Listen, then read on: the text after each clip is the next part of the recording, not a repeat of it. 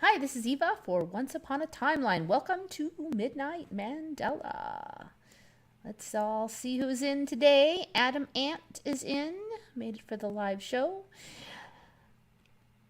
David Kent, Angels Don't Fall, Bill Knight, Shari D, Joe Bloor, kind of quiet today, Vivian Mercier.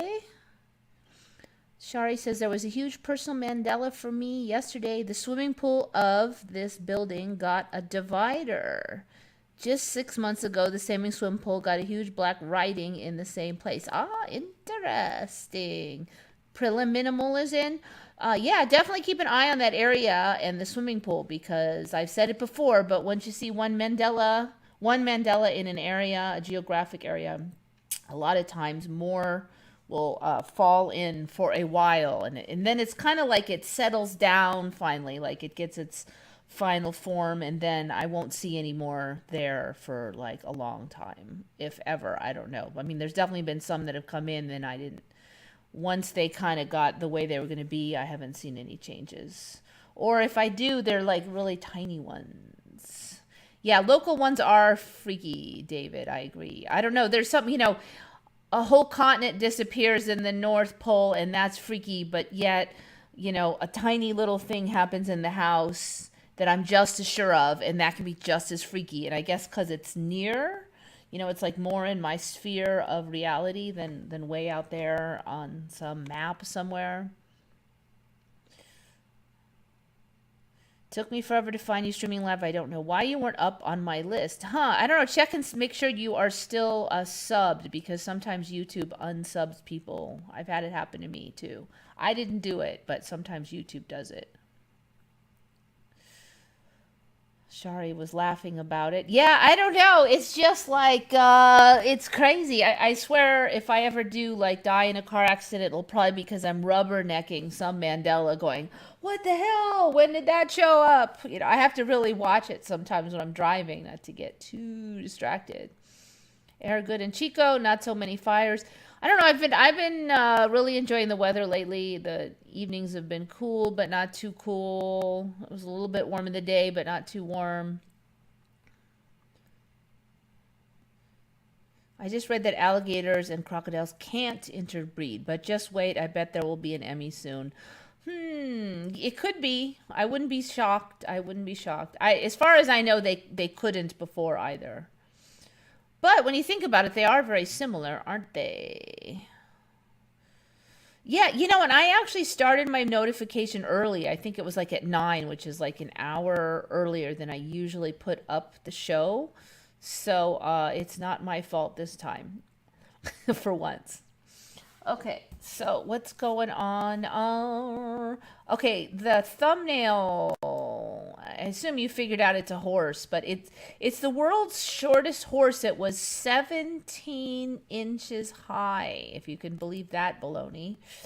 I've said they're getting shorter, but 17 inches. I mean, it's literally like the size of a Cocker Spaniel, hardly here. I mean, I'm sure it's a little heavier, but.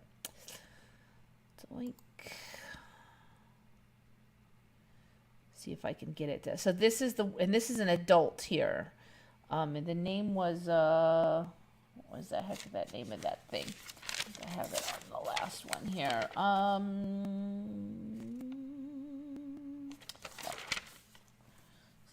Thumbelina. The name of this horse is Thumbelina. 17 inches. So, I don't know, I just needed a thumbnail, and Thumbelina seemed like a good one. So, I don't think they were that short last time I checked. And I was actually just looking for like something horse related, and I ran into this, so I thought I would put it up. Okay. I think Thumbelina supposedly died in 2018 it was. It's kind of interesting. Okay, so I'm just going to clear off some of these slides we've got here. All right, so what's up with the kitties? Okay, I've talked about before, a lot of animals are getting like weird, I don't know, cartilage things or lumps or like extra fangs, but they're not actually fangs inside the mouth. And it looks like it's time for the kitties, the house cats, to get it. So this one was found by Linnea 2264. So it's Linnea 2264. Found cats have barbs on their upper lip. So it looks like a fringe. You can't really see it there too good, but I've got this. This is not teeth here. See, this is a tooth. And probably a fang. And then these are them, and they are called filiform papillae, or papillae probably. And they're the same stuff that's on the tongue. You know that they say that cats have like little barbs on their tongue. I have said before that I'm very suspicious that the barbs on the cat's tongue are getting bigger. And today when I was looking over it, I definitely think they're getting bigger. They're saying now that they're just under 1 millimeter long on the tongue of the cat, and that's actually pretty big. I mean, that is pretty tall. So this is really super close up of the. So apparently, cats can get this filiform papillae on the upper lip, up in here, along with on their tongue. So this is the same cat, and this is a finger, and this is the upper lip and a fang, and I guess the other fang. So this is the upper lip of the cat here. There you can see the nose. So this would be the nose and then the right side of the face here. It's kind of crazy. Oops, I can't make it smaller now, it looks like. So, of course, when I saw this, I did some research, and it's weird because I found a lot of documentaries and info things that said some cats have, like, and then they're like, 7 kinds of cats, and then they wouldn't list all the kinds, then they would say like, well, lions, and then it was like really vague. I could find almost no info that really nailed any of it down, and I only found a couple of photos. And they didn't say how many cats have it, and it was really vaguey. So, I mean, they didn't say if it was rare, if it was common, nothing. I couldn't nail this one down, basically. Very few images you'll see. So this fringe is the same as this fringe. It's a different cat, obviously. See if there was anything. There was only about 5 or 6 images of it. I found one Reddit thing. Somebody was going, oh my God, my cat has this on his lip. And then other people were like, oh, I'm pretty sure that's normal. And I've never heard of it. So, of course, I have to get my little kitty. And he wasn't like loving it because I think he thought I was going to make him take some medicine or something. So at first he's like, quit it. And then he kind of settled down when he realized I wasn't actually going to stuff anything into his mouth. I just wanted to see it. And he calmed down, but I did not see any of these fringe. So I'm going to try again in the daylight where I could really see. But I don't think he has it, at least not yet. If I find it during the week, I'll let you know. He actually just got ear mite medicine, so he's kind of like crabby about being held and stuff because, once he thinks you're trying to do some crap, he assumes it's bad. And I don't want to push him. So, yeah, does your cat have fringe on the upper lip? I don't know. Anybody got kitties? Want to check the lip check? Yeah, everybody. Yeah, if your cat is nearby, let me know if you find them.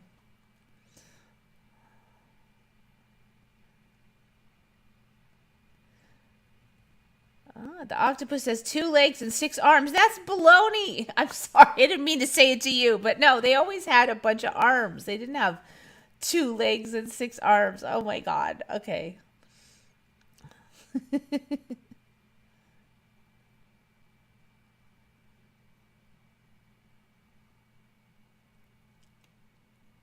All right, I'm going to click on that in a second. I'm just kind of going through. It's got hooves. Yeah, no, it's a horse. It's a miniature horse. It's the smallest miniature horse. Was.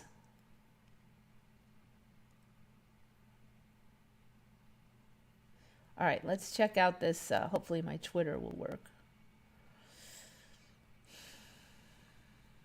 I don't know. I can't sign into Twitter. It's like it doesn't like any password I have. I'm pretty sure I didn't use a weird password for them. So, but it doesn't sign me out. So I'm not sure what's going on. Some scientists refer to octopuses not having 8 legs but 6 arms and 2 legs because the 2 rear appendages are used to walk on the seafloor. Okay, yeah, that looks a little suspicious. Oh, I hope I don't get in trouble for stealing somebody's. The trouble is if you I don't know if it's copyrighted. That's why I'm a little worried. Yeah, okay. So they fold up all their legs and then they just walk. I am a little suspicious of that. I've never seen that either. I've never seen them do that walk thing. Let's see. Is it a common octopus walking with 2 legs?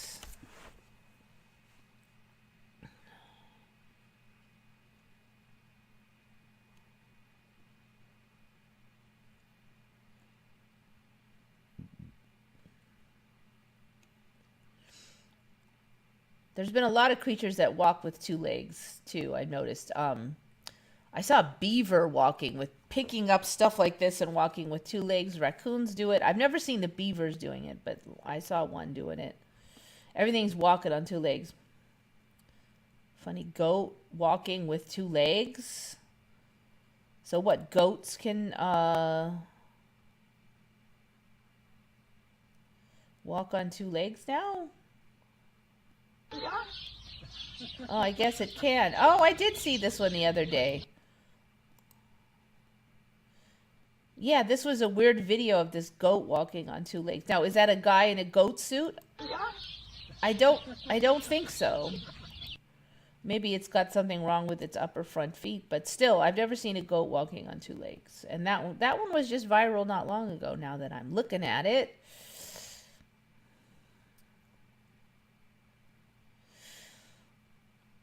All right, so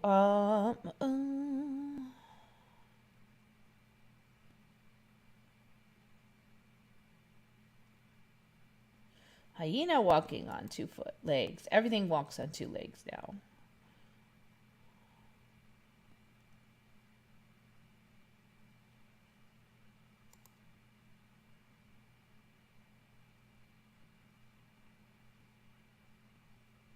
If it's going to load at all.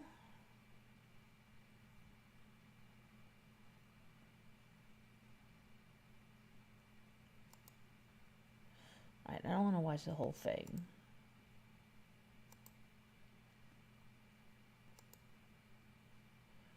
Oh, weird. It's walking on the front 2 legs. Oh, bizarre. I can only guess there's something wrong with the back legs, but that's pretty weird. All right, I'm going to make it bigger.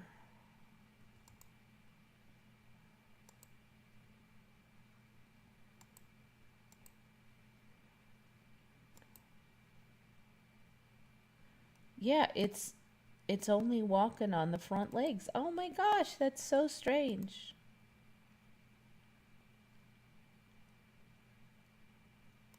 Huh. I don't know. Okay, that's a new one. I didn't even know they could do that. Okay. We'll just close that down. All right, so we didn't find the octopuses, but there you go. Everything else walks on 2 legs now.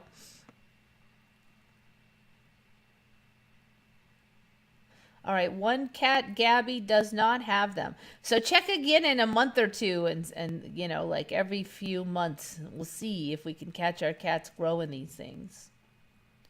Because so many other creatures are growing like those. I gotta come up with a word for them better than filiform papillae, because that's really irritating to say. What did she call it? Barbs. Yeah, barbs. That's a good one. Mouth barbs.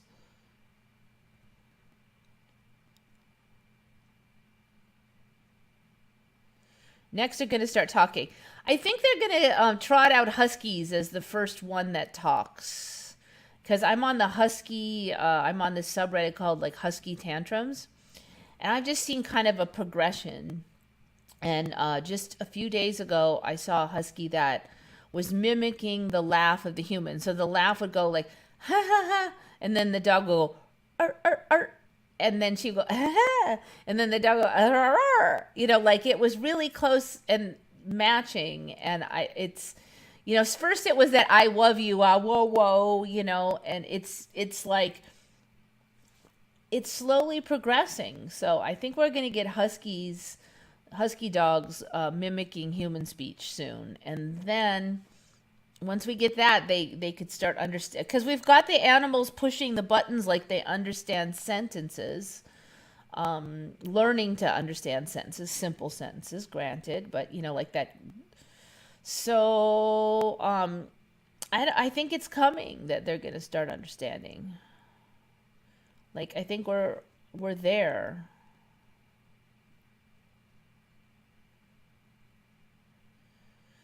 Oh, did you see the discovery of the new blood groups? No, I haven't seen that. Animals look at you and you can see intelligence in their eyes. Yeah, I think maybe it was just a different kind of a consciousness, and now it is becoming more human in a way that they can relate to us more. I never thought that animals were, you know, if you've had animals, you know, even back before all the giant shifting events, that animals will play pranks on you. They will mess with you. They feel jealousy towards other animals. They feel sympathy when you're feeling ill or sick. And some of it goes beyond just like a food thing, you know? I mean, like when they're messing with you and they're playing pranks on you, that's not for food, you know. I mean, so they have all the basic. They've long had the basic human emotions. It's just a matter of whether their mind can put together sentences and words and communicate like that. Maybe that's a skill they're developing now. Oh yeah, the tongue tentacles. Yes, it does remind me of the tongue tentacles, but the tongue tentacles on humans are like floppy and fleshy, and these things are like apparently made of the same stuff that the cat has on the top of their tongue, which is pretty stiff, and like all the turtle mouths, if we've had those on where you can see all those barbs going back, apparently it's that same stuff. Now these things are bigger by maybe like, you know, they look like they're pretty big. Like they're bigger. If you see the tongue ones that are 1 millimeter on the cat, and then you see these mouth ones, they're quite a bit bigger than the tongue ones. So I think they have to be a couple millimeters then.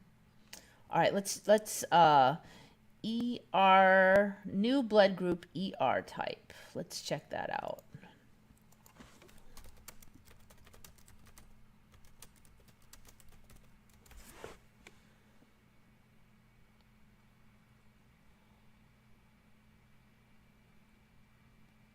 Discovery the new rare blood type could save the lives of future new, I'm assuming they're going to say newborns.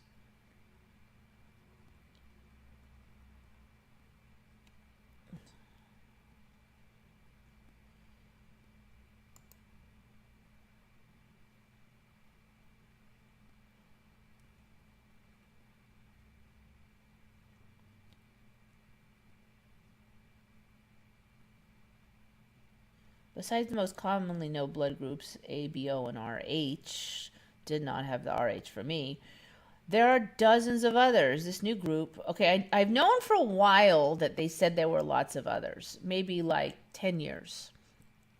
This new group, named the ER blood group, is the 44th such blood group to be described. There are 5 ER antigens in this group based on genetic variations in the piezo-1 protein, which is found on the surfaces of red blood cells. Antibodies that match the ER antigens can attach them to them and lead to immune cells attacking the mismatched cells. This can also happen in other cases where blood types are incompatible and why doctors and healthcare practitioners work to avoid mismatches. The ER antigen was discovered years ago, but this study is the first to describe different mutations of the antigen. Differences in ER group compatibility may be rare, but could be important for physicians and nurses if they have trouble diagnosing their patients. Okay, so that's like, they're basically just saying there's a new group amongst 44 others, which is not particularly interesting. Let's see if MSN has any more info on this. The devastating loss of a pair of newborns has provided critical insights into the rare set of blood types spotted for the first time in humans 40 years ago.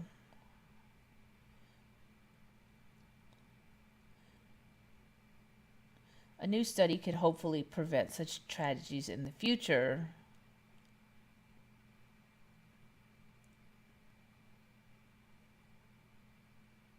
There are actually many different types of blood group systems based around a wide variety of cell surface antigens and their variants.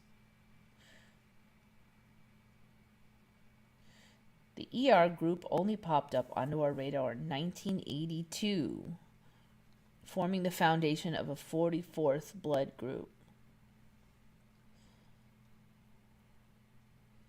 In some cases, a mismatch between an unborn baby and their mother's blood type can cause problems if the mother's immune system becomes sensitized to foreign antigens. The antibodies generated in response can then pass through the placenta, leading to hemolytic disease in the unborn baby.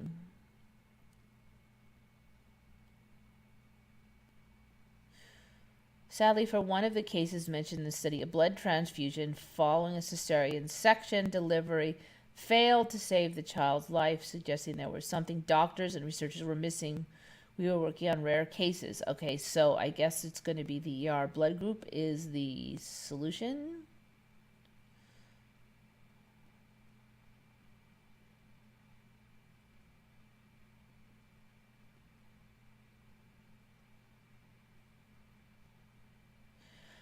The gene is already associated with several known diseases. Mice without the gene die before birth, and those that have the gene deleted in their red blood cells end up with overhydrated and fragile blood cells.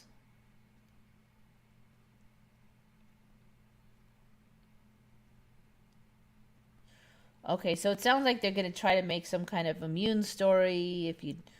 If the child's blood's mismatched with the parents, then there's going to be an immune response that kills babies. It's going to be similar to the RH thing, which I never had in my old timeline. So, right now they say that a lot of babies just don't develop in the womb. You have sometimes even before you're even pregnant, or you're even pregnant, the baby can be lost and reabsorbed when it's still, just molecules of size. So they might be going to say that this is one of the reasons why. And, I wouldn't be surprised if they push a lot of blood testing. It's still interesting, though. So apparently they found it in 82, but now they're just talking about it. Sounds a little suspicious. Wild animals getting less wild. Yep.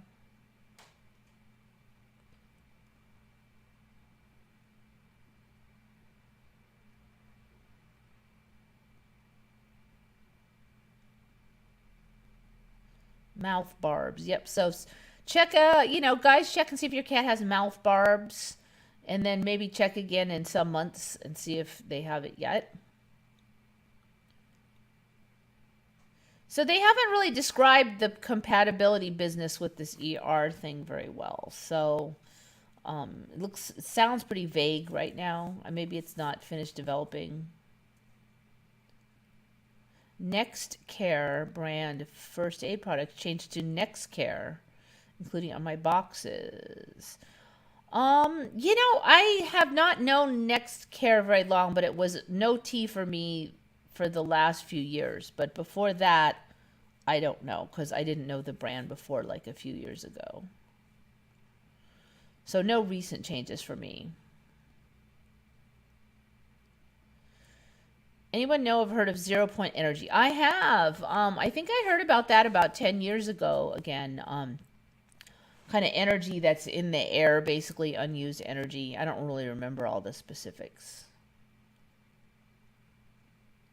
Now, cats can give dogs blood transfusion. I have not heard of that before. Interesting. So I've heard of vets having cats around, but it was only for cat transfusion. I've never heard of them having cats for dog transfusions. And I've seen enough about, veterinarians often have some big honking cats, like pet cats that are like the store cat. Well, one of the reasons they have that is if they need an emergency blood transfusion, they can take it from their big, meaty, beefy cat. They don't like to advertise that, though, but that has been a thing. Let's see.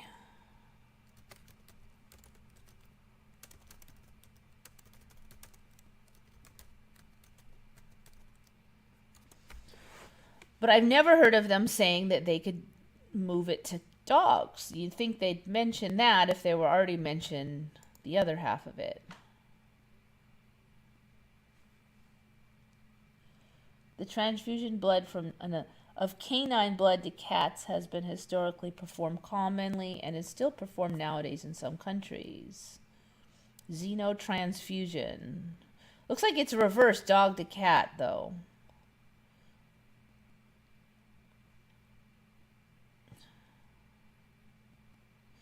Cats receiving mismatched transfusions, and dogs with a second exposure to incompatible blood type. Okay, so what are they saying? You can only do it once, is the current story?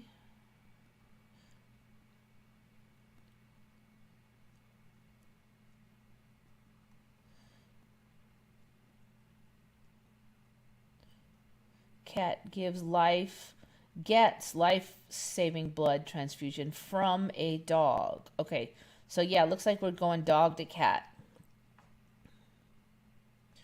Dog blood transfusion saves cat life. All right, I clicked on it, but I didn't go to it. There we go. All right, I'm going to close that one and that one. I heard a rumor that a cat in New Zealand whose life was saved with a transfusion of dog blood. My initial reaction was no way. Get the blood.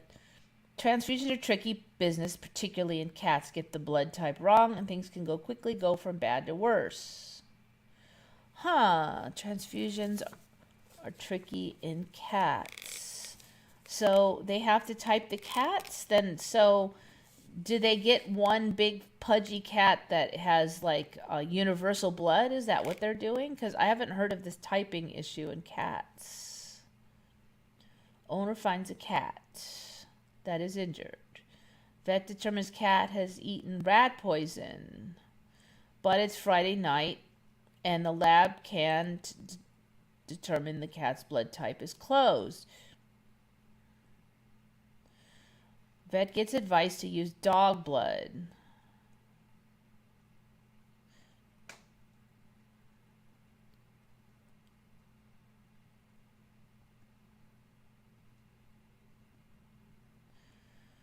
He was really flat and gasping, and 1 hour later he was sitting up purring and tucking into a bowl of biscuits. I assume that's cat food. I'm not sure if I was asleep during the part of my transfusion lectures in veterinary school or if this tidbit was never brought up, but honestly it wouldn't have even dawned on me to consider using dog blood to transfuse a cat. I did a little more research into the process of xenotransfusion and found this review article. Published evidence in a limited number of cases indicates that cats do not appear to have naturally occurring antibodies against canine red blood cell antigens. Compatibility tests did not demonstrate any evidence of agglutination or hemolysis of canine red cells. No severe acute adverse reactions. Cats receiving canine blood reported improved clinically within hours. However, antibodies against canine red blood cells are produced rapidly and can be detected within 4 to 7 days of the transfusion, leading to the destruction of the transfused canine red cells in a delayed hemolytic reaction. The average lifespan of the cells is 4 days. After the 4 days, another transfusion of dog blood would be fatal because now they've got antibodies, I guess. I don't think I really understand this. So no reaction occurs, but then later a reaction occurs. Why wouldn't a reaction just occur right away? Why would it be later? I mean, the whole thing is kind of wonky. I feel like it's kind of in shift or something that it'll. The story is just getting started on that one.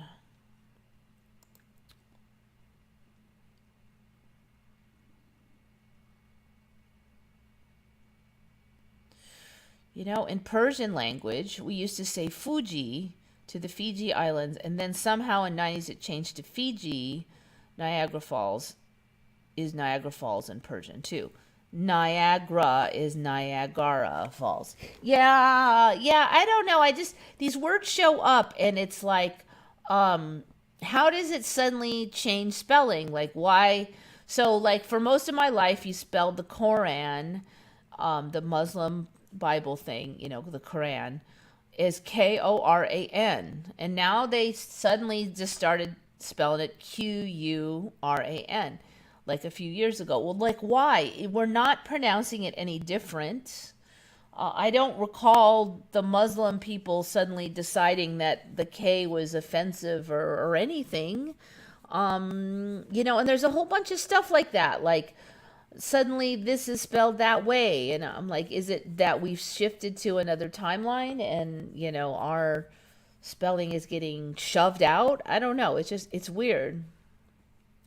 I mean, that didn't used to happen when I was a kid. They just didn't suddenly shift spellings on many things, at least ones that weren't a Mandela. I mean, people still remember the K Koran spelling. Have you covered the Lincoln penny looking to the right from me? They used to look to the left. I do remember seeing something where I thought it looked weird, but they've changed around the coin so much. You know, it's like it's hiding a lot of this stuff because you're like, oh, maybe I'm confused about something else. So the coins are definitely one where I feel like there's been a lot of trickery, but I can't really nail it down. That's why I haven't really covered much on that.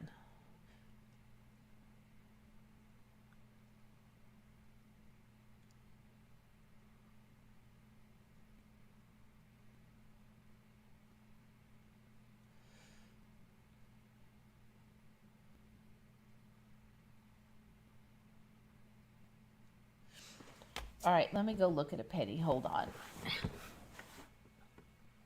Money. Okay, now we're over here.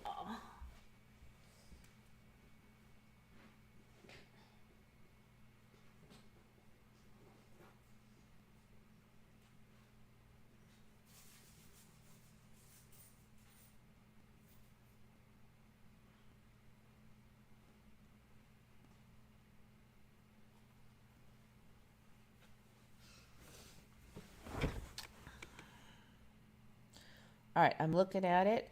Now, if I show it to you, it's going to be backwards because my program flips everything. You know, the one thing I really can't get over with any of the coins is that the edges to me are way smaller.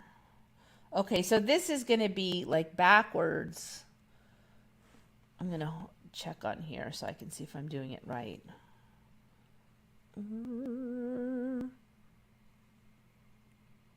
Hopefully you can see it.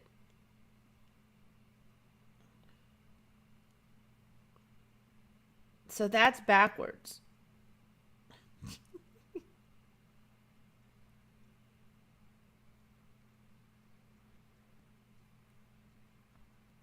Now, does that look right to you or does it look backwards? Because it's backwards from reality right now.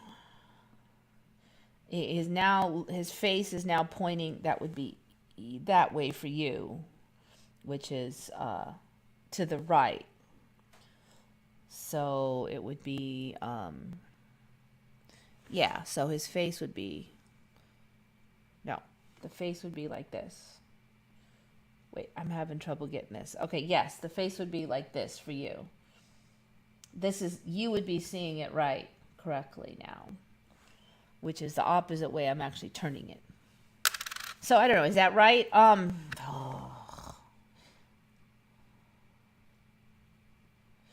just not sure on that one. I don't know why I suck at the pennies so much and the coins, but I do. I've weirdly, the one thing I'm sure of is the edges used to have more edge on them. Every time I look at them now for the last few years, I'm like, oh, this one is missing a bunch of its edge. I'm like, oh, no, they're all like that.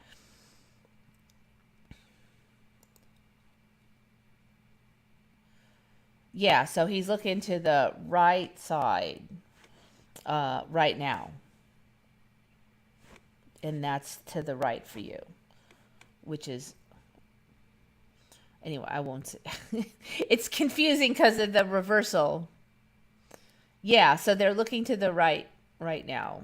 That's what they are in the current timeline. Yeah, Shari, see, it's that. What happened to Koran? Why did we stop doing that one suddenly? And there's a lot of stuff like that where we just suddenly decide that this is how we're spelling it now. Like, I don't really remember any time like when people admitted it used to be spelled another way and we all collectively decided to change the spelling. Encyclopedia is one of those. Like suddenly there was all these pedia with an extra AE. And they're like, oh, it came from the UK. Well, I never saw it before. And now there's all these AEs everywhere. I swear banana used to be spelled with two N's. I don't think so for me. But that was a little bit different because that's a straight Mandela where it was always spelled the way it was. Like, so I'll call that a straight Mandela. But this Koran, people aren't denying it used to be Koran. Let me just look that up, actually. I don't think I ever have. Koran or Quran. Pretty sure I got that right with the second one. I actually find the new one kind of hard to spell. Yeah, Quran. It looks weird to me.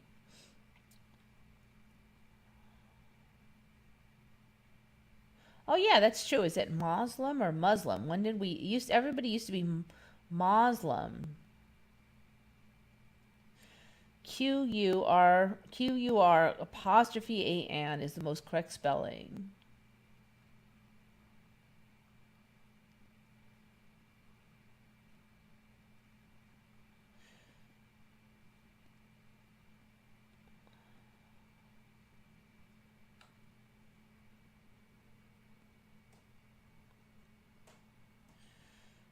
Scholars say Quran is preferred, but it's just like I never saw Quran before, and then suddenly now it's preferred. I guess you can also have an apostrophe an these days. According to the MW, whatever that is, all three ways are acceptable.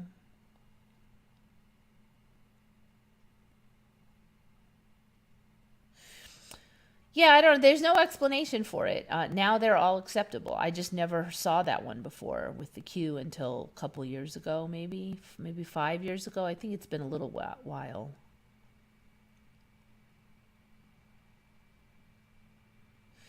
On a scale of 0 to 100, how confident are you that we are in fact shifting timelines? I don't know if I can answer that. I know we're something shifting. I don't know if it's really timelines or it just looks like timelines. I'm actually really hesitant to even uh, nail that down because I don't even think we have an understanding of the definitions that well. What is a timeline? What is even reality? I mean, you have to know what reality is and know what a timeline is. So, like, remember those books? I think they got popular around the 80s or something, where there would be a little piece of story, and then it would say, if you take the right door, go to page 73. If you take the door, go to page 23. Like, you would pick your path in this story, and there would be different outcomes according to which path you would pick. Okay, so if you had one of those books in front of you, would you if you ask how sure are you that you when you read this book are switching timelines? Like, is this book reality? What's a timeline? Does the stuff that's happening here count as timelines? What is time? Does time even exist? See what I mean? Like, I feel like we're living in that kind of a book sometimes.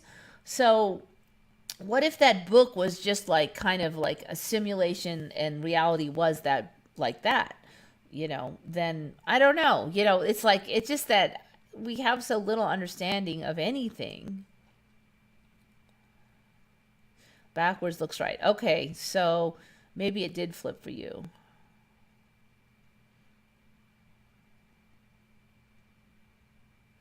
Has anyone seen the German series Dark on Netflix? Nope. Is it good?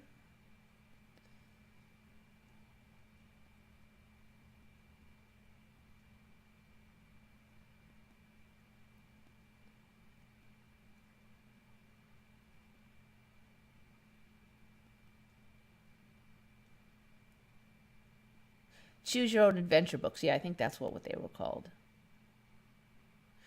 Does anybody remember the airline Qantas, Quantus, became Qantas, Quantas? Yes, yes, yes, yes, yes, yes.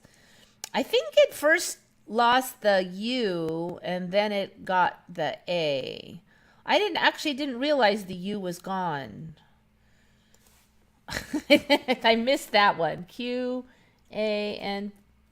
Qantas Airlines. So really, it doesn't have the U anymore.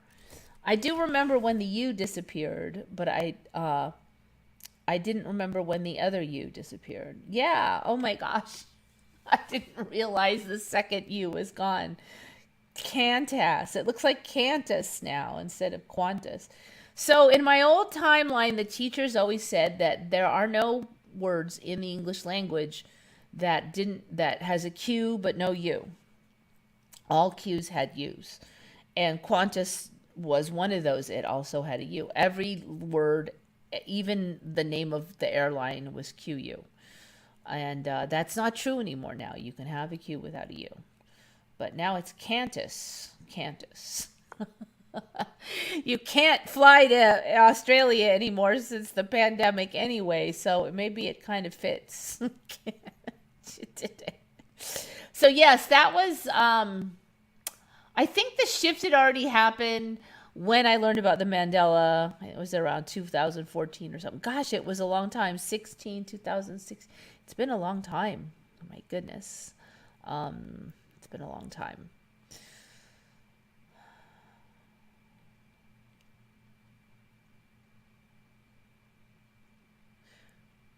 What if CERN opened a portal and spirits came through? Shot removes God DNA open. Yeah, I don't even know if that, our conceptualization of how reality works. Is there really such a thing as if we're just a simulation, then how would stuff get through unless the simulation let them in? So I don't know. We have this kind of a concept of reality, and a lot of these hypotheses are based on that concept, but I'm not so sure that our concept is even right in the first place.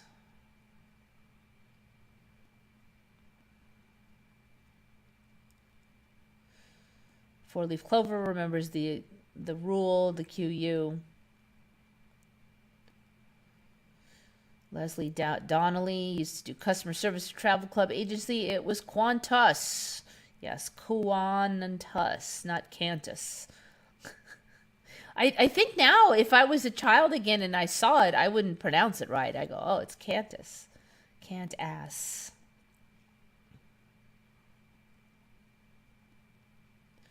Everything we I think everything we think is new has always been there, but we couldn't see it because our vibe was not in sync with it.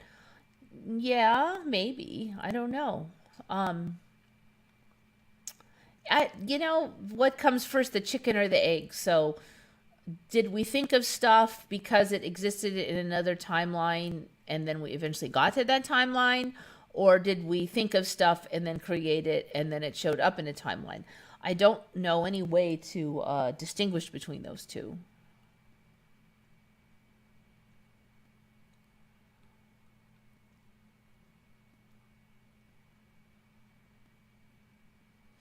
I remember I told you in the past about the banana spelling. In the past, you said it was the same for you. The present, you don't recall, though.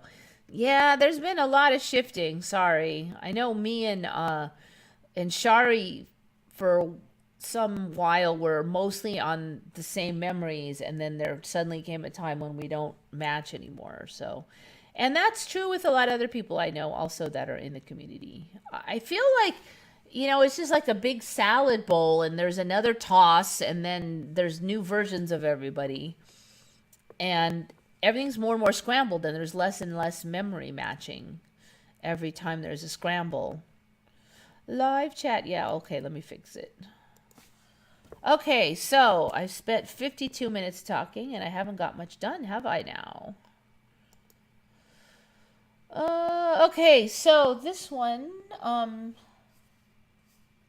oh, the other thing I was going to say about the cats, I'll just do the short version, but they're also saying that the barbs on the tongue for cats are actually hollow, and they wick saliva into the end of the barb so that the cat can get the saliva down into the base of the fur for better cleaning. So they're not just slathering saliva on the top of the fur, they're actually injecting it with their barbs, their hypodermic needle barb tongues down into the base of the fur.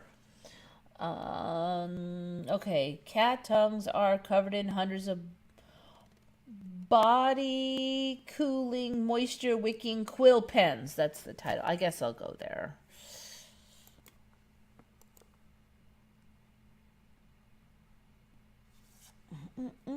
Yeah, here it is.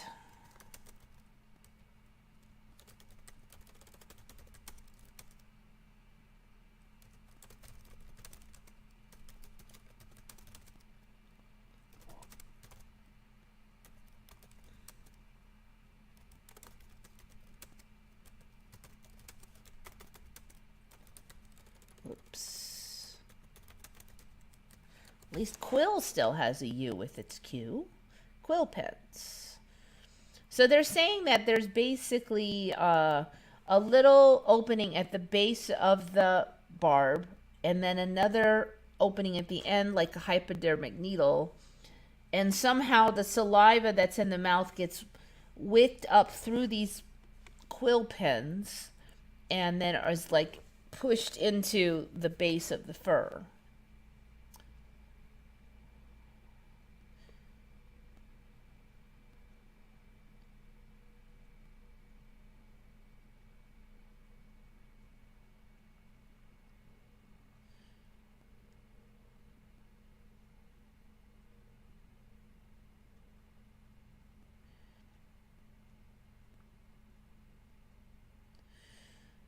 All right, so she was investigating cats licking meat off bones. Even as the biggest chunks of flesh fell away under the force of the water, the spikes were stained a bright red. When Noelle peered under the microscope, she found little bits of pork had lodged themselves beneath the tips of the tongue's tiny grappling hooks. The spines were hollow, a perfect structure, Noelle would theorize, for holding liquid. So she demonstrated that the dimpled little spines are papillae that coat cat tongues serve to shuttle saliva from the mouth to the skin. It's a subtle superpower that helps cats clean and cool their bodies with every lick. All right, so it seems a little suspicious to me that we wouldn't know this. I mean, I'm sure that they've done super high definition images of the cats, papillae, whatever. And they should have discovered this a long time ago, but this article, a single papilla from a tiger tongue soaked up a drop of food. Okay, so I guess that's one from a tiger tongue.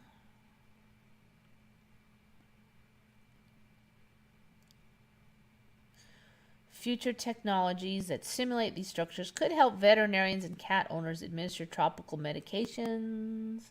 I don't see how.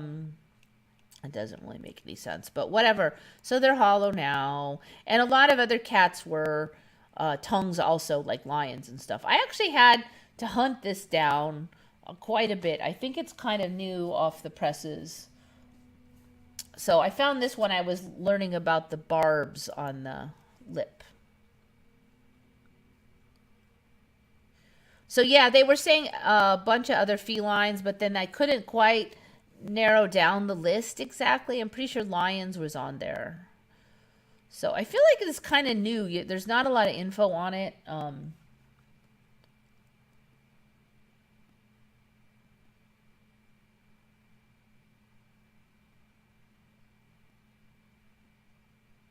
I remember a verse in the Bible saying, things will change and even my words will change, but people won't see it. Might not be in there anymore, though. Let's see. Verse in Bible, even my words will change. Let's see. Verse in Bible, even my words will change. That would indeed be interesting if it's still in there.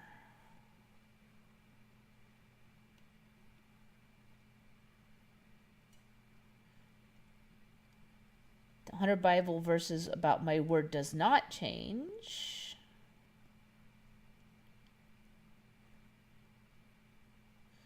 Bible verses about don't change my words.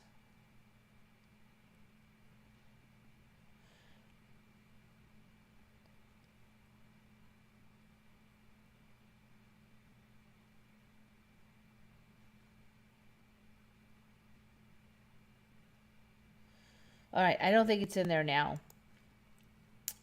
Or at least I'm not finding it.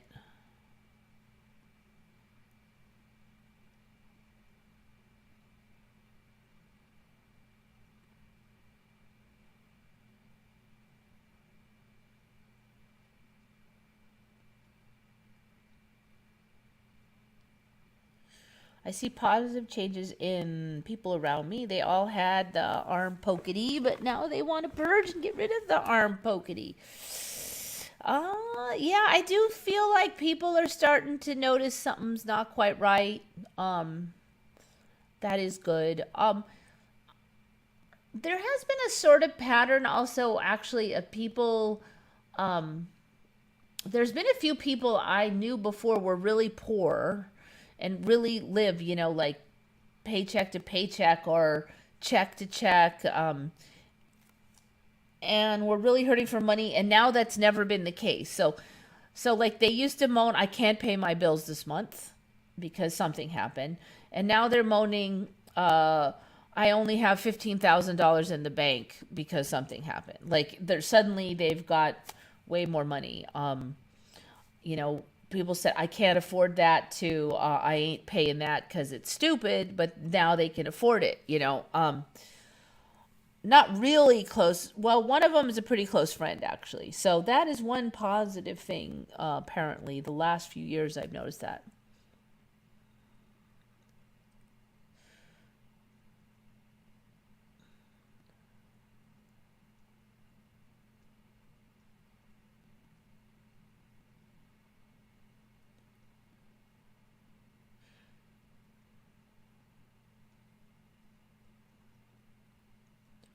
So I don't know if you could really get that out. I mean, it's in your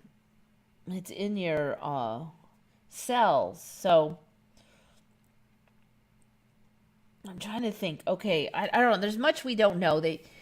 It seems pretty clear that the mod RNA has been modified to not break down, so it'll stay in your cell. Um, it could stay as long as the lifetime of the cell. We don't know. There's been some concerns. Some people are starting to finally, some of the more experts are starting to actually realize that mRNA stands for mod RNA. And they're starting to ask these questions. So one guy was concerned. We really don't know, though. We really don't know what's up with mod RNA, how long it'll stay. I could not find any information on how long mod RNA would stay in the cell without being broken down. But one guy was concerned that if this body really has no mechanism for getting rid of mod RNA, then even if the cell, say a white blood cell comes along and says, this cell is not operating right, I'm going to kill it, I'm going to break it down, I'm going to eat it. And the mod RNA is in there. Will the white blood cell even be able to deal with this mod RNA? Will the mod RNA then be floating around in the body forever, or is that completely ridiculous and it won't? I have no info. I have not been able to find any info on this mod RNA and what it takes to break it down and how long it would last. So, has anybody heard of Heavenly Gate in China on Mount Tianshan? Let's check it out.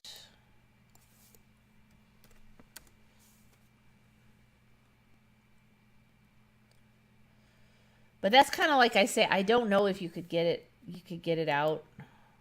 Then you got the spike proteins that are created. It does seem like maybe you could get that out. On the flip side, the that's for the like Moderna and the Pfizer. But some of the others that use the pest vector one, those actually do put the DNA into the nucleus of the cell, not mixed with the DNA that's in there. Supposedly, it's supposed to be in the nucleus, but in like on its own package. So for those, it would stay there for the life of the cell. So does the body come and destroy the cell once it sees that it's making these spike proteins, or does it not? That's another thing I can't quite nail down is these cells that are making these spike proteins, how long do they last in the body? Does the body come along and go, you're bad, I get rid of you? Or are they going to be in there a long time? Not something I really have clarified. Heavenly Gate. Let me just try Google and see if I can find more here.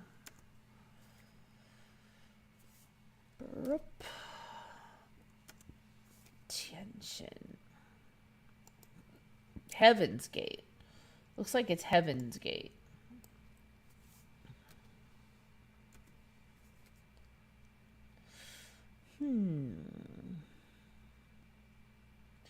No, I don't think I've seen this. The Tianmen Mountains and Heaven's Gate.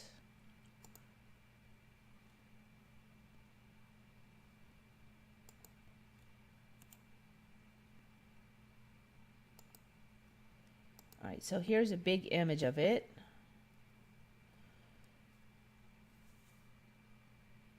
So how long has this been around for? So there's like this giant hole in the mountain, I guess, and this giant walkway through.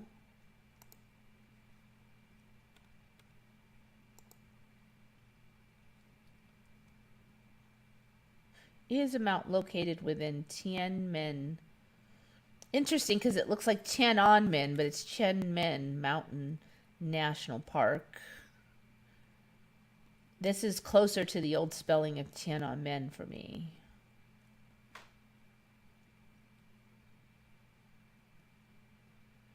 There is an actual stairway to heaven.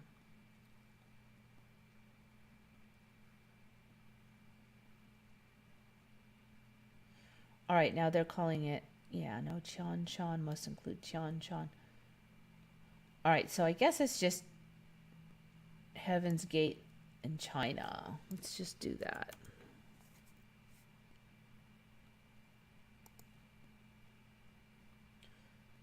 Tianmen. Tianmen. I guess that would be Tianmen.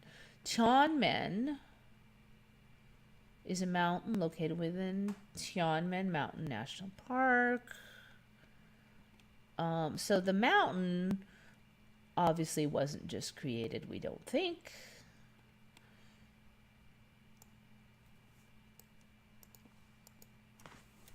Did they just put in the stairway, or has that been there for a long time? Heaven's Gate Mountain. A cable car was constructed in 2005. Longest passenger cableway of high mountains in the world. Tianmen Shan Temple, located on the summit with chairlift or footpath access. The original temple there was built during the Tang Dynasty and destroyed during the first part of the 20th century. In 1949, the Chinese Communist Revolution neared its end. Construction of a new temple with Tang Dynasty architecture began. In 2007, Alain Robert scaled the cliff below the arch barehanded and without protection. Blah, blah, blah. In 2016, a glass skywalk overlooking Tongtian Avenue called the Coiling Dragon Cliff opened to the public. All right, so it looks like that pathway thing is fairly newish. Still kind of interesting. That was 2022 before I saw the image.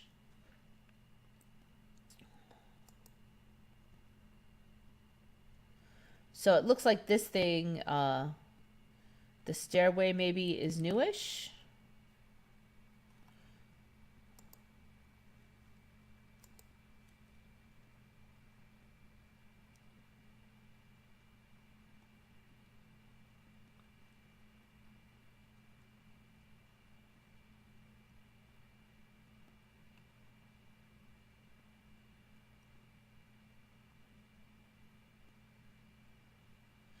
Anyway, just watch terminology because we don't want to sound like we're anti-vaxxers. We would never horribly do such a horrible thing, right? YouTube. So we don't get our, channel deleted and all that stuff. You still got to really watch it. Yeah, Heaven's Gate cult back in the 80s. Yes, they believed that the Hale-Bopp comet was an alien UFO come to harvest their souls, and they had to kill themselves to get on it. That was the story. They didn't actually all kill themselves. Some decided not to do it. It was voluntary, so nobody was like holding a gun to your head or anything.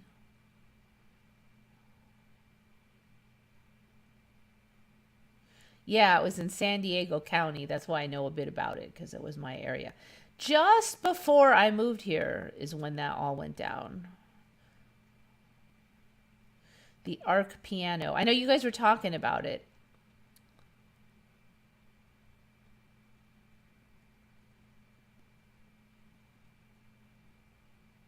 Vax on, vax off. Yeah.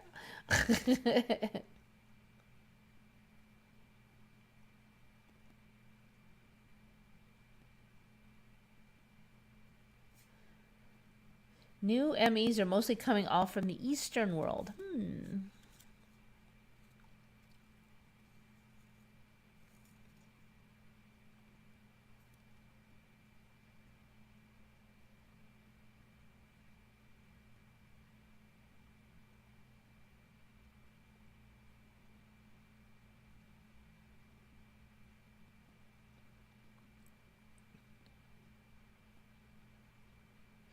So yeah, I think the basic thing is we really don't know what is in certain Pokedies that are out there. We have our suspicions, but I don't think that's been nailed down yet. And it could change with timelines. It hasn't been revealed for us yet. Certainly, there's a lot of hints. There's a lot of theories. But it's not really there for sure. We don't know.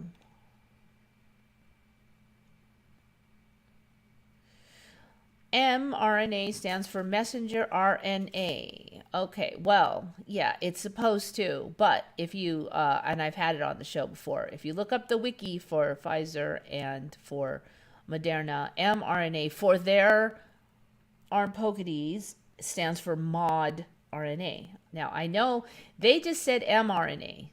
They didn't say what it stood for. And a lot of people made assumptions and said it stood for messenger RNA. mRNA can stand for messenger RNA or it can stand for mod RNA. In the case of certain pokes, it stands for mod RNA. Definitely check on that. Just because the TV told you something doesn't make it true.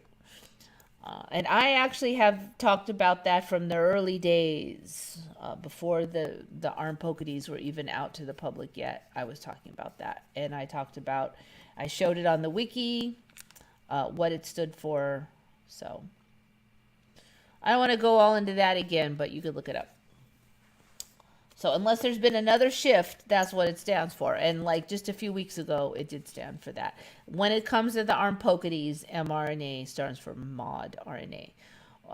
For anything else, it is usually used with its correct terminology. Now, I think it's the height of sneaky to not just spell it out properly, but you know.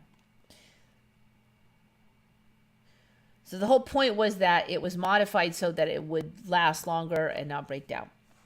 How long does it last for? I have not seen any information other than longer.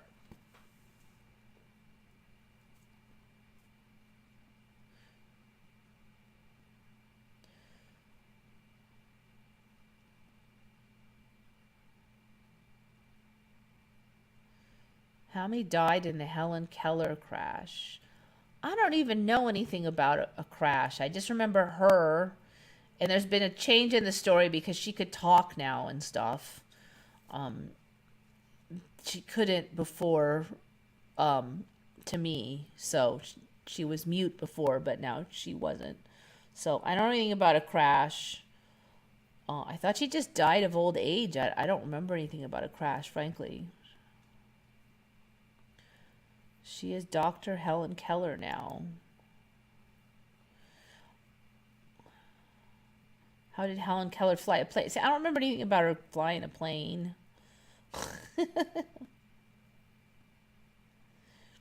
20 minutes of the plane journey, one of the passengers became its pilot. I don't know. I guess if you just sit there and hold the thing and somebody makes sure you don't crash it.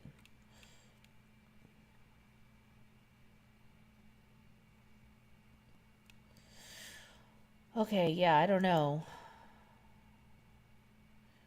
So she sat in the seat and held the thingy, but I mean, was she flipping switches and stuff? I don't know. It didn't really say that.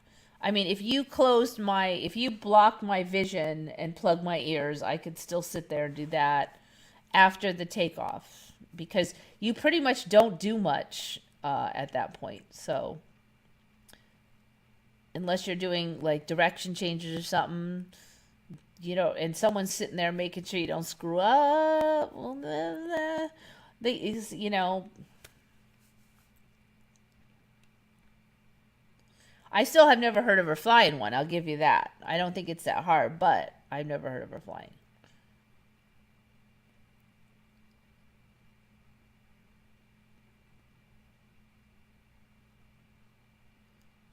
Okay, so where are we going? All right, this one is from Biker Babe 2009, and she said she lives in like the Michigan area where it's really cold, and she said there's prickly pear cactus there. So this is prickly pear cactus, or sometimes called opuntia. In Mexico, they eat these fruits. Once you take the spines off the outside, the fruits are sometimes called tunas. I don't know why, it's kind of weird, tunas. Maybe it makes sense in Spanish, I don't know. You can also eat these pads, and that's called nopales in Spanish. And they prefer the younger pads, but you could probably eat all of them.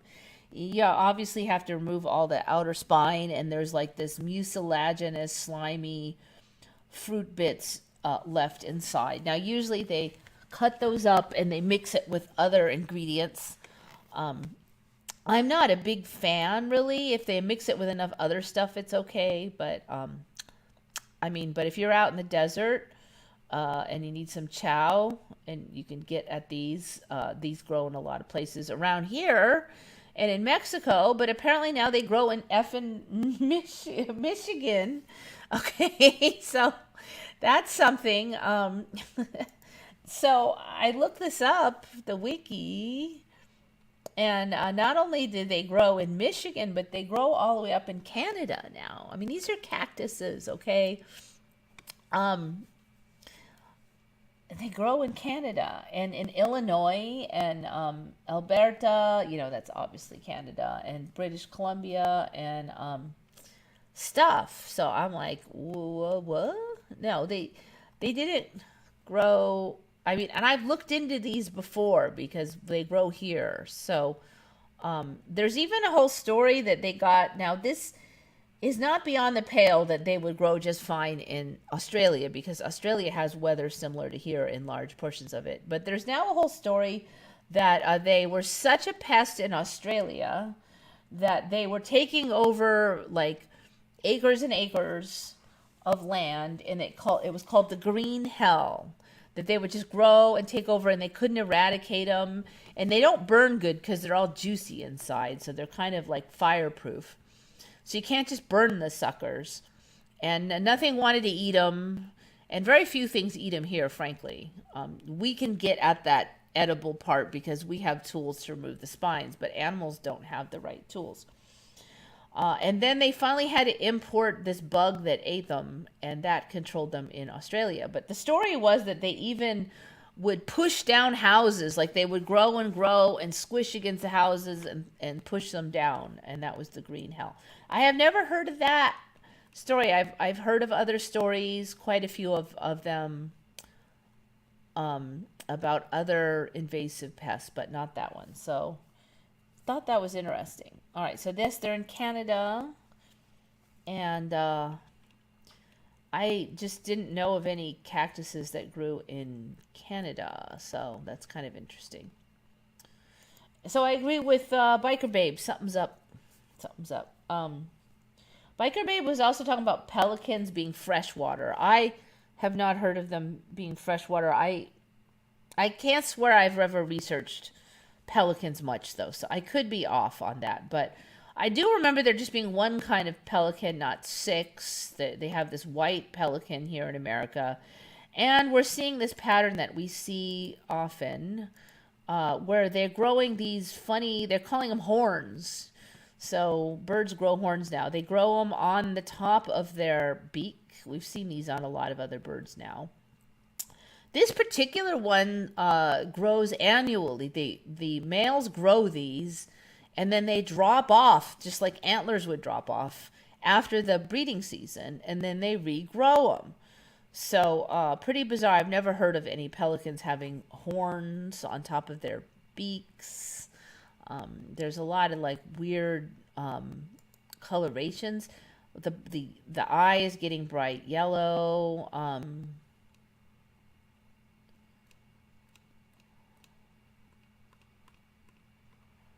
See, there was some interesting images of them. It just seems like they're getting really colorful now. That they have one with a bright yellow bottom of the beak. So they breed in fresh water is the story now. That's what they mean by fresh water. But they can drink salt water, and they have a special nod, like a gland in the nose. So I've said before, I don't remember birds having these giant nostrils. So they also have the giant nostrils, but then they said the nostrils are plugged, and that they're actually a gland for desalinating the blood. And that's the current story. This why they can drink salt water, because they can desalinate their blood. So instead of like straining out the salt in the stomach or something. I guess it just goes right into the blood and then gets desalinated by the tip of their nose. That is the current story for penguins. That's pretty bizarre. You'd think you would have heard of it, but no. Dinosaurs were birds. Yeah, with the feathers and everything, it does really kind of seem like we're heading that way, doesn't it? Emu females booming. Oh, so emails boom now? Because that's pretty interesting, because, I mean, I've had some time around emus, and I have never heard of them booming or any booms from said emus. And a lot of people have mostly females if you're trying to breed.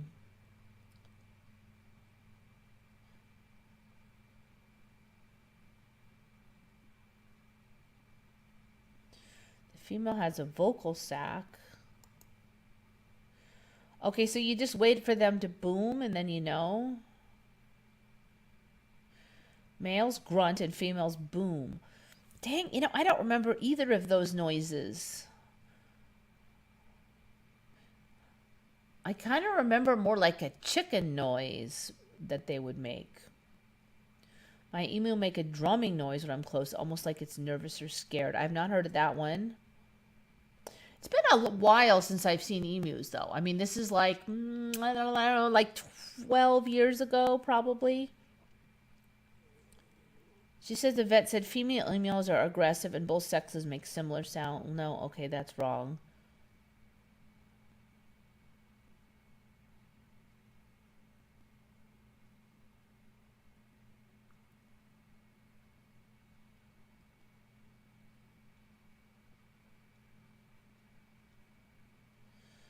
She may crouch a little. She does the swan thing with her neck, pull head back down a little. Then she will emit a string of absolutely unmistakable booms.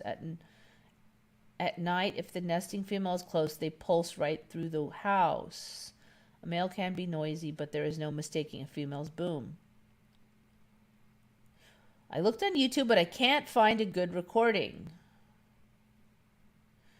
I have a good recording on my phone, but I can't upload it.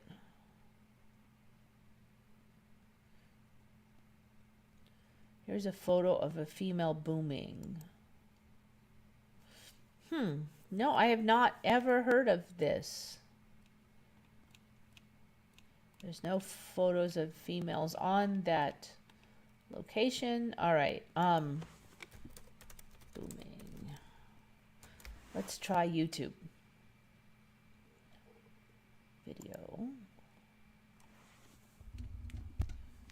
Female drumming booming, the sound of emu.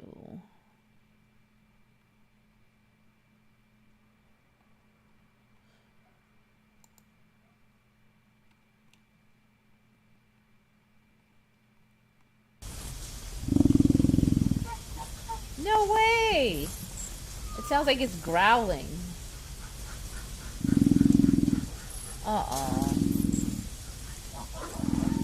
Alright, so that's the growling noise. I feel like I want to break this up so that it's not all one clip. So I'm making commentary. Alright. Yeah, no, I've never heard of that noise. That totally sounds different. I've never heard of that. I'm waiting for the boom. Where's the boom? There was no boom. Did you hear a boom? Emu drumming booming. Nope, that's baloney. I got lied to. I want to hear the booming. Emu booming. All right, this is only booming. What the heck noise is that? Now it sounds like it's drumming. The emu booming. And emu pooping. Okay. So the booming noise kind of sounds like a gurgling motor. Go, go, go, go, go, go, go. I don't know why that's called booming. I have never heard of that sound out of any emus either. Interesting. So there was this lady who had a flock of emus that she kept for the eggs. And I would visit them and collect all the feathers that would shed naturally. And she liked it because there'd be less feathers all over the ground and stuff. These they shed every year, so it wasn't like harming them. They were fairly tolerant of people, and if you were poking around, they'd be curious and stuff. But they never made any of that racket. I don't remember any weird sounds out of them, so that's pretty strange.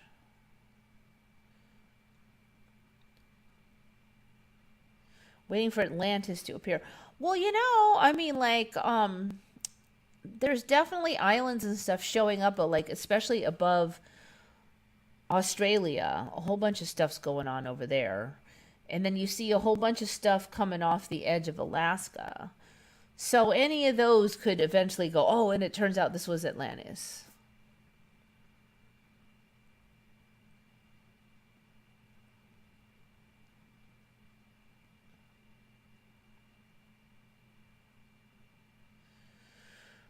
I don't know about the rest of you guys, but I'm sanity. There's definitely times when I don't want to see any more weird crap. Like I just like my brain feels overloaded. A lot of stuff in the last few years hasn't been very positive as far as sociological side of humanity. Like the nature things have been more interesting, but they're I don't know. There's good and bad about the nature stuff, but the human stuff, yeah, I just hope we're going someplace good. Like maybe we just people have to wake up, blah blah blah. I don't know. I mean, if there really was a lot of this hidden stuff and now it's out, so it's going to look ugly because the hidden stuff is now on the table. So maybe that's part of it. Edgar Casey said Atlantis would rise. Yeah, so it could rise, and then people just said it was always there. Oh, we just didn't realize until now that it was Atlantis. Um, that's the kind of reality we live in. All right, I'm going to take this off because it feeds back. I can hear my own voice. It's kind of crazy. So, maybe that it just has to look ugly because it's all the stuff that was underneath that has to be out on the table now, where people can't hide their opinions. They're just going to say it now. All that stuff that was ugly and they didn't say, now they're saying it. So maybe that's why it's so yuck.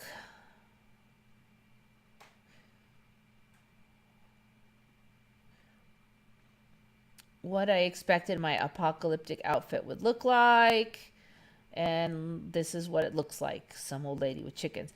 I'm just not, even the meaning of apocalypse has changed. It now means like a revealing. It does not mean a disaster. I am not convinced that we're actually going to get the traditional apocalypse.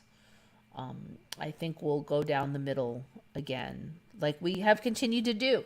I mean, everybody said the economy would collapse in the first 2 weeks of the lockdowns. It didn't happen. I think, again, there'll be some food shortages.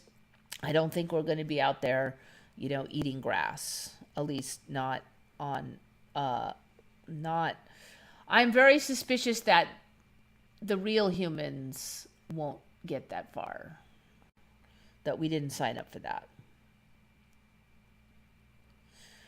So, people are waking up, people are starting to see, and maybe it has to get really stupid before people have to see it because they can't hide it anymore.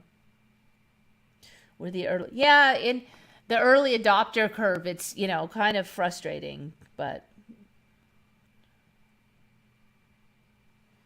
never thought we'd have to go to work and pay taxes at the end times. Yeah. I don't know. Maybe there'll be a libertarian colony that'll start up and it won't have much taxes, I'm voting for we just have sales tax. That's it. Just sales tax. You don't have to do all this complicated stuff at the end of the year. No more taxes. It just sales tax and that's it. So I think we're going to need a little bit of an organization, just not like the level of insanity that we're at.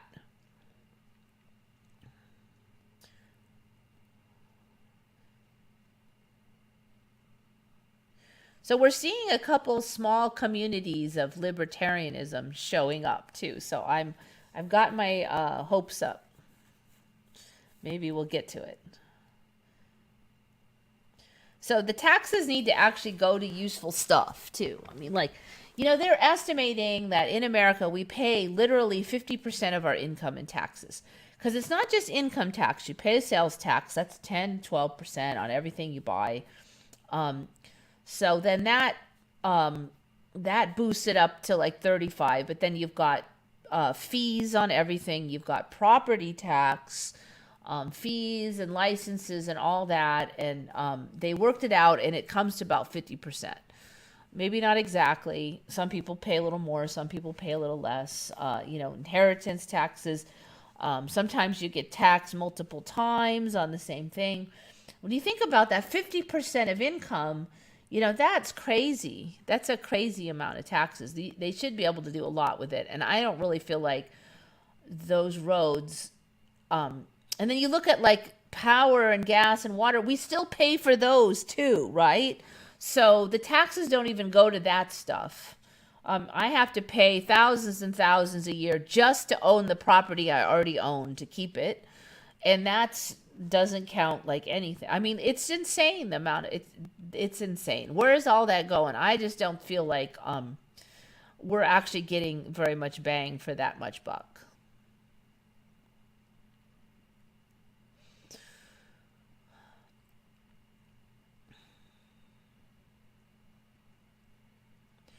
Like, what was it? They were complaining about a 1% tax on tea back when the United States was being formed, and now we're paying, it's like, no, it's gone too far.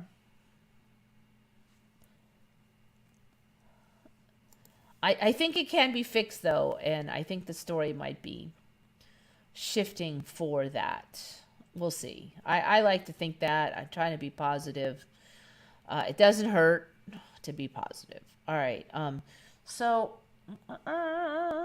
freshwater fishies. What I was looking at? Oh, somebody was talking about, who was that? Florida walking catfish. Okay, and this is we'll get rid of the pelicans one. Boink. I keep going back to that one, but so this was Mark Tyus was talking about the Florida walking catfish. So apparently these catfish, it went from they can survive brief amounts of time outside of water to they go for giant strolls.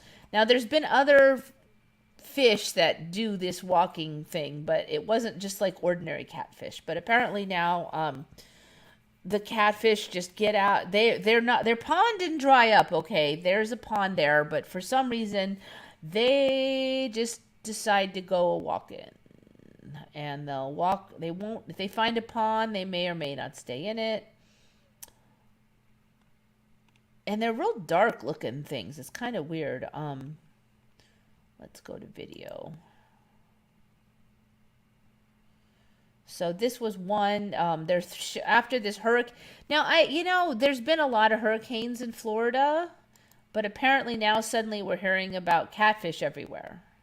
I've never heard of that before. Okay, so this is a walking catfish. It's been raining. This is the fishy. They just so you go outside and it's been raining and there's catfish. These guys didn't wash up. They went for a walk. The other thing that's weird about these is that they've got a lot of whiskers. I just remember originally the 2, but now there looks like there's 6. They're not just whiskers anymore. They're like effing tentacle monsters, these catfish. And they're just going for a stroll. Do. Now I wonder if we'll see them develop. Look at, and the way the whiskers are all. It's creepy. At some point, they went from cute little cat whiskers to they've got 2 antenna-looking things, 4 wiggly, and they wiggle.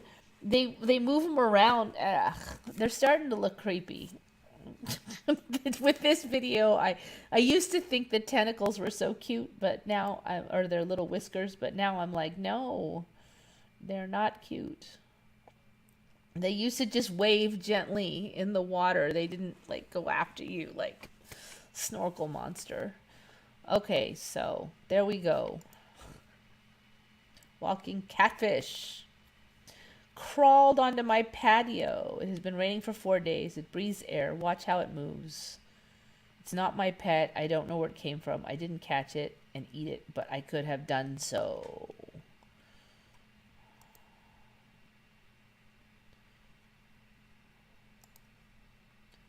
I don't know, Floridians, do you remember bunches of black catfish crawling all over the place?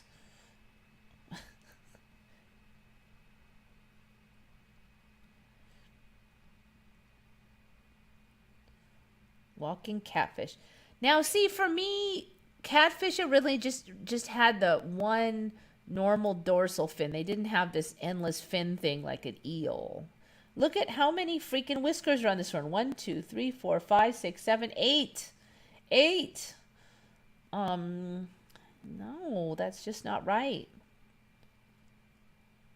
Grows up to 20 inches. Their distinct long bodies have long dorsal back and underside. Yeah, those long fins didn't have that. They've been around a number of years now, but if I went back like 10 years, catfish didn't have the endless dorsals. These fish like to move from one body of water to another in search of food or better living space. They do it by wiggling across the land. They use their pectoral fins to stay upright and wiggle in a snake-like movement to flop across the land, usually during wet weather. So what, it just rains a bunch and then they just decide to go hopping along the land. Walking catfish are an invasive species in Florida. Introduced in the 1960s.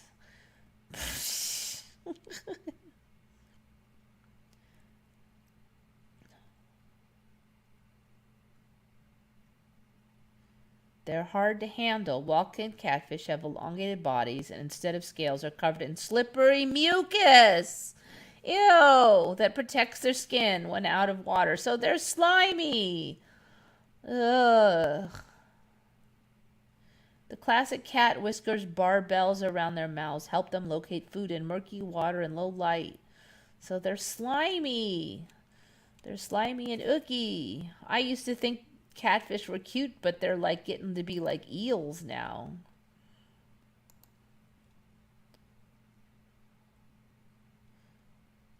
Huh. Now that one is looks like I'm up again, so if you guys got buffering, that was why. Don't know what caused it. I was going to go to try to hunt it down and then it went away. Yep, there's the jump. So, apologies.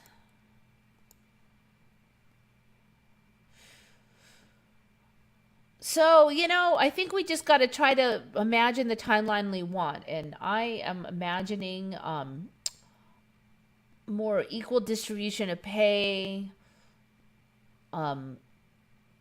less taxes, and the tax money we pay goes to useful stuff, like roads.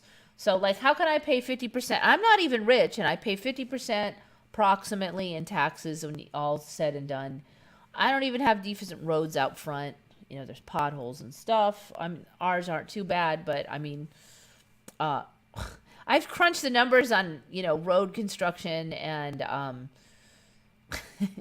let's just say I don't know where all this money is going to, but maybe we need to spend a little bit less on fighting other countries and a little bit more on roads and less taxes. So that would be a good start if you could keep more of the money that you earned. Like, if you paid only 10% taxes instead of 40% taxes, you'd immediately almost double the amount of income spending, just like that. Boom, chaka. So you'd work the same, but you'd get almost a double in income. That would be pretty cool, wouldn't it? So then we could cut work to half and then live the same or whatever. I think there's a timeline where it's doable. They started introducing tax in Middle East 4 years ago. People don't like it. Well, nobody likes it. You mean they didn't have taxes in the Middle East? What, they just live on the oil revenues or something? Was that it? Oh my God. So they just got to keep all their money? Oh my God. I want to go back to that.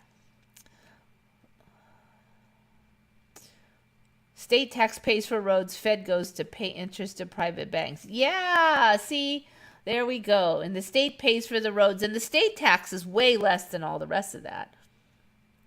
I think we can get it back. Something can be done.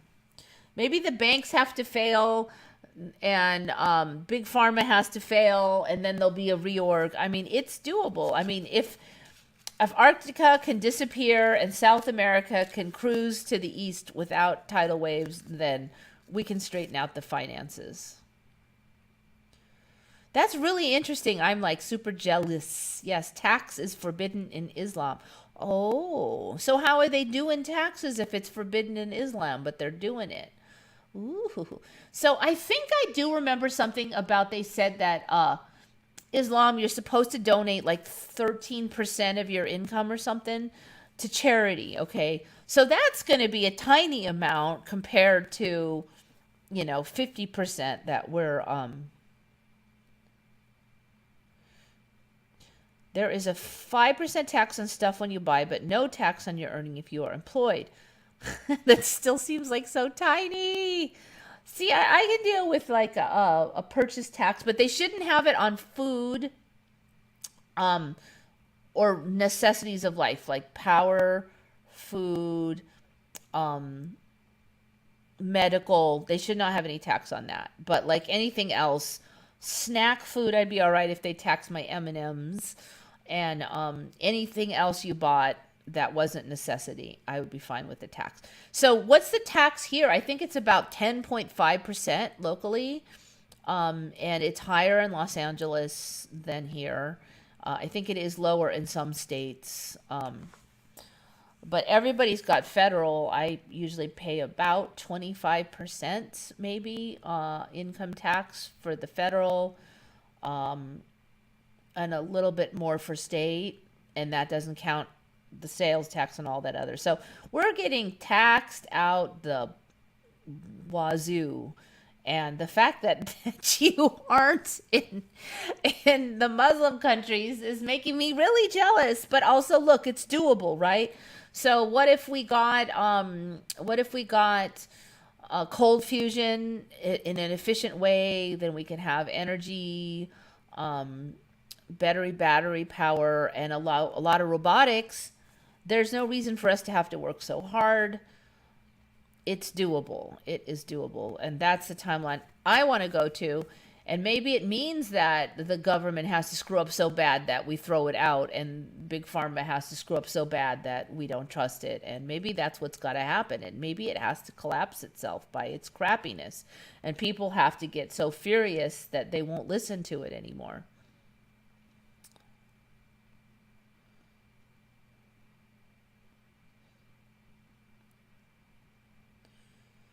So anyway, yeah, thanks for that info. I never knew that. So that's interesting. You're not supposed to pay taxes, yet they're charging you taxes. So they're not following the Quran then.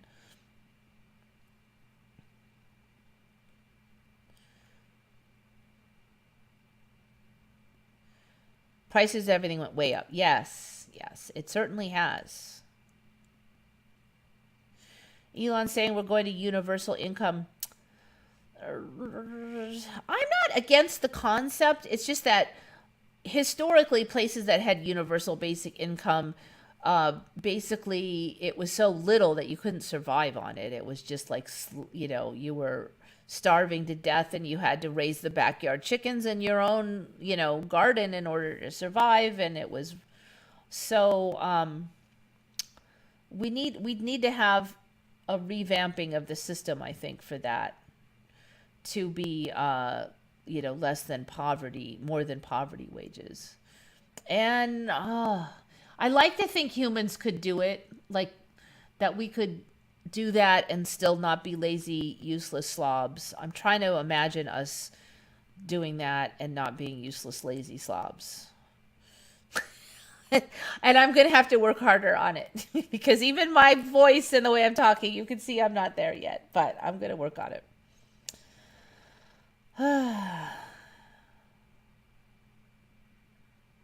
Energy from the ether. Yeah, 0 point, who knows, I'll take it. So massive solar power panel improvements. Any of the above. I'm not gonna be picky about how it shows up.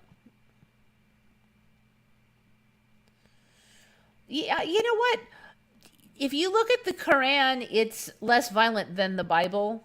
It's just that anything can be interpreted a certain way, and I think a lot of the terrorists don't even read the Bible or the Quran anyway. So I really have no issues with the Quran, or um, there's a lot of stuff that just has to be interpreted, and how you interpret it and how you treat people. It doesn't say to be a big jerk and kill a bunch of people in the Quran. Nowhere does it say that. So it's not the Quran's fault if people are doing that. If I worked less, I would be doing more fossil hunting and more visiting. Yeah, I know. I kind of work my way into a mess because it's hard for me to leave my work now, you know. It's a pretty good gig, but it's hard for me to leave it and still make money. I have to either like turn it off and not make money. And right now in the middle of a recession is not a great time. So I'm hoping something will come around and we'll spin this better. I don't know. Find your path. Okay.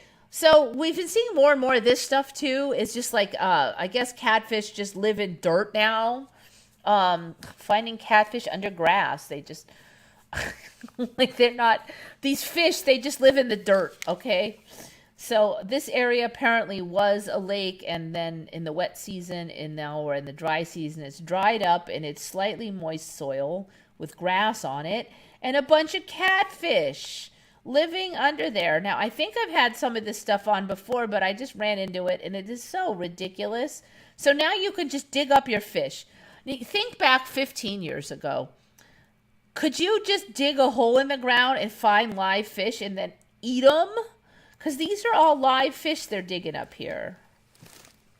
So, like, he's pulling back this grass, and this is a catfish here. There's another one just flopped out. These are all, like, sleeping, okay? You could eat them. They're fat and juicy catfish. And there's a crap load of them. I mean, this is, like, freaking ridiculous. And you can hear the scrapey noises. He's yanking this out. And I've seen this in enough places. I think it's legit. And they say they just like sleep here in the mud. And so first it was the frogs that could dry up and snooze. And now it's like the catfish, apparently. Catfish, digging for catfish. I mean, think about it. It's craziness. They just snooze under the dirt there.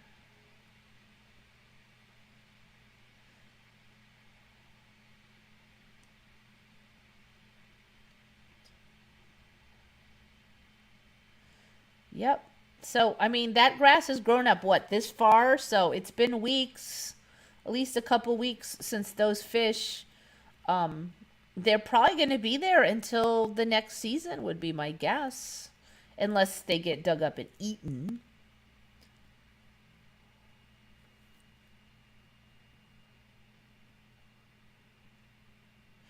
In Islam, you're not supposed to lend money and take more than you gave to the person. It's prohibited. Never heard of tax being haram. Forbidden. Haram. Okay. I was going to move to Walnut Creek, California in the 90s, then decided against it.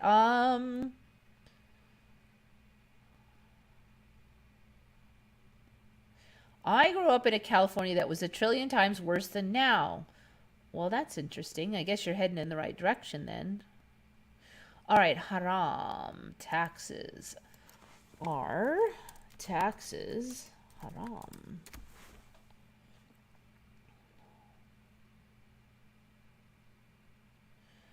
Why income tax is haram in Islam?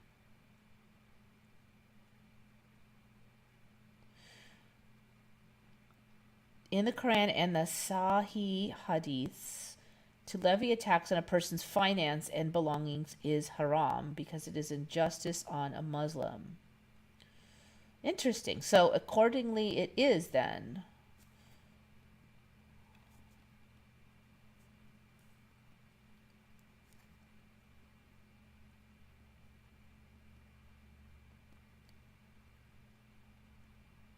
Income tax is a form of pondering the money from the pockets of hard-earned individual and is clearly has causing distressing situations.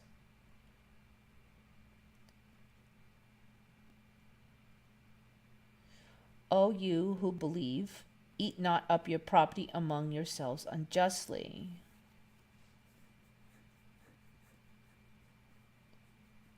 All right, I don't really see how that says no taxes, though.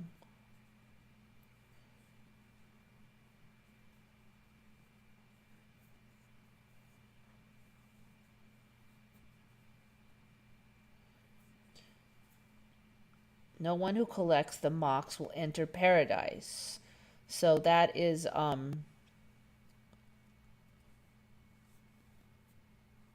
duty tax which is imposed on goods or services.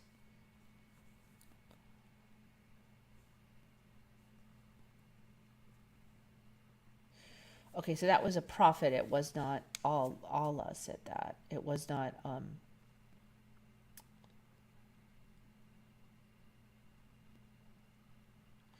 huh.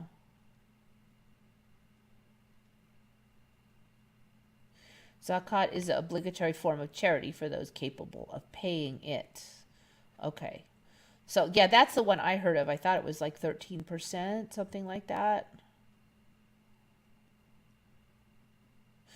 Huh, okay. So, I don't know. Maybe this is an interpretation thing, though.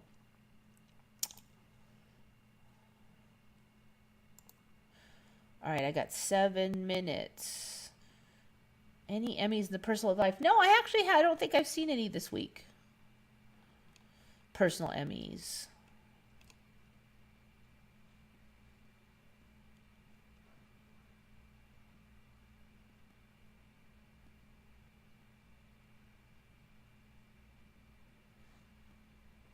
We are purging, especially after the jabby do. One of the signs for it is being tired. On the other hand, the magnetosphere is acting weird, and it's another reason.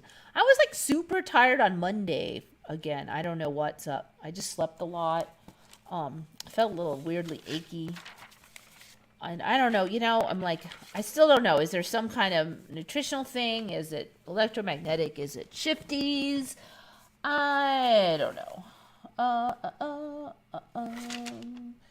think that's most of it. Okay, Bill Knight had this one, and that was why I was looking at horses. I think I might have had these on before.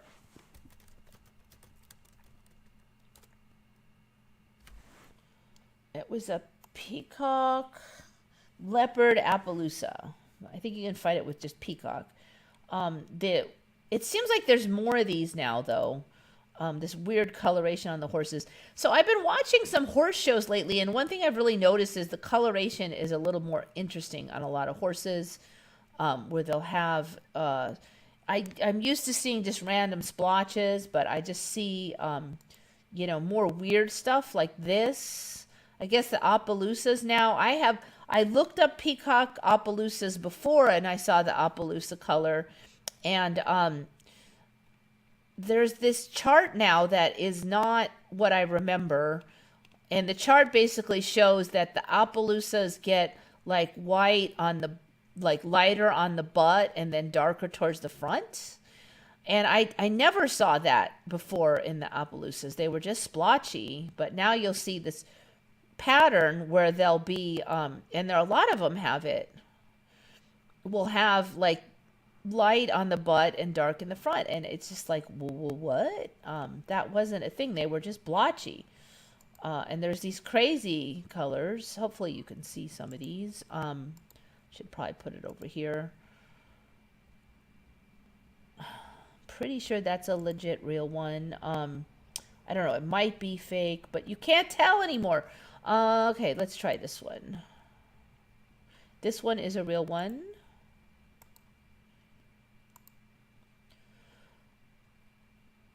So the peacock leopard one it's got like leopard spots, and usually more in the front than the back.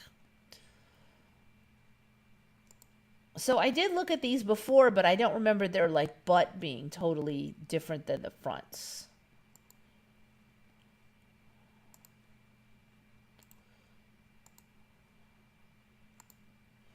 Okay, so there's another example of them. Those weren't in my old timeline.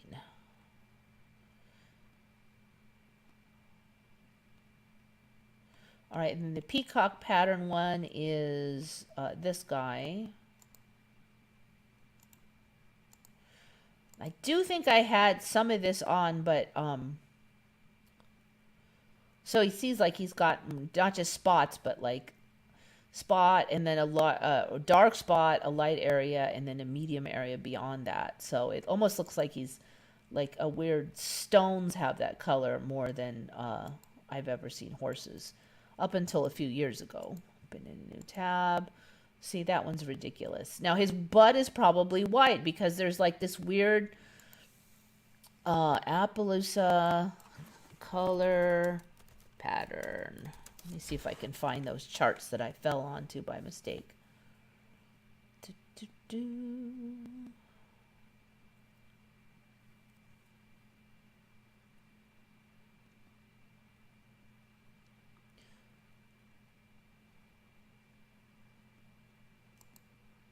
Okay, this was kind of it.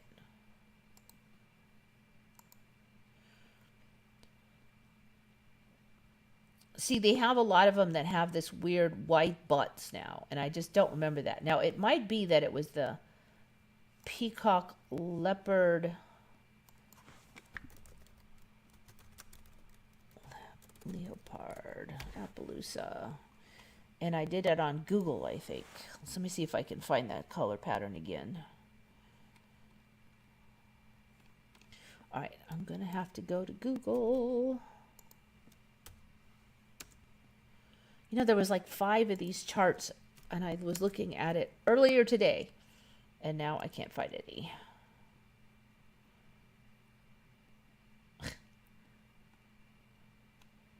Come on. It's not there.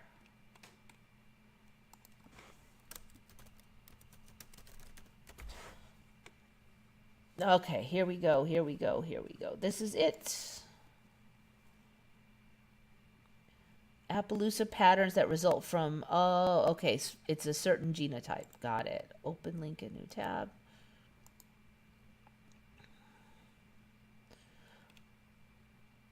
There's another one. See a whole bunch on the front, none on the back.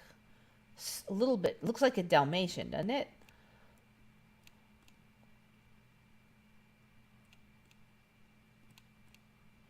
All right, where's that color? Okay.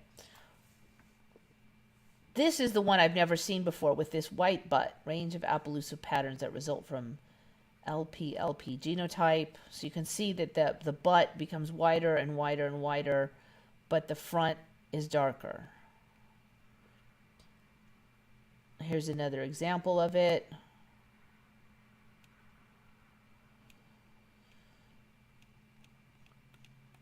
So I've never seen that before. I used to just see they would have weird colors all around. Even that one's kind of pretty bizarre looking. Maybe I would see something like this, but I've never seen anything where they're like all dark on the front and like all light on the back. So that was what kind of got me looking at the horses.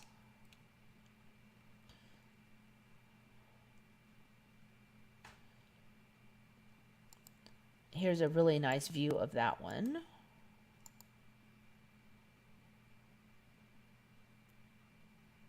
If it's going to load, which it's not going to load.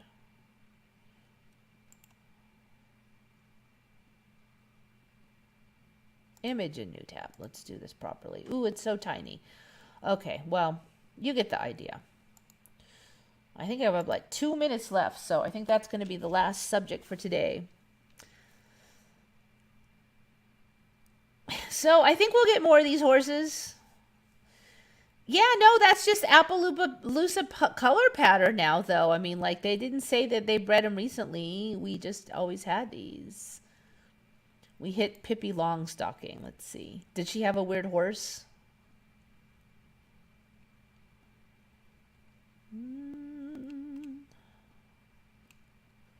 Yep. Nope. I don't know about that one.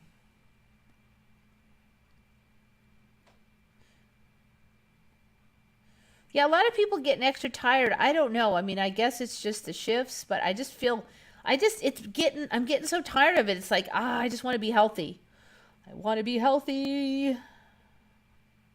All right. Anyway, I got to run. We're running out of time. So, thanks for all the Mandelas. You guys got me talking about a lot of stuff this time. Appreciate it. Let's see. Where's the shutdowns? Oh, I'm over here. Oh, I didn't. Okay. I'll just shut it down from here, I guess. Seem to be missing something that I need to shut this down. Maybe I'll just close it off from there. Where's the shutdown button? Here? No. Didn't the shutdown button used to be over here? I can't find it now. I'm missing the button. It should be there, shouldn't it? If I go late because I can't find the button, I'm going to be mad. There, the end stream button was missing. All right. Thanks for coming. Think good thoughts, everybody. This is Eva signing off for Once Upon a Timeline.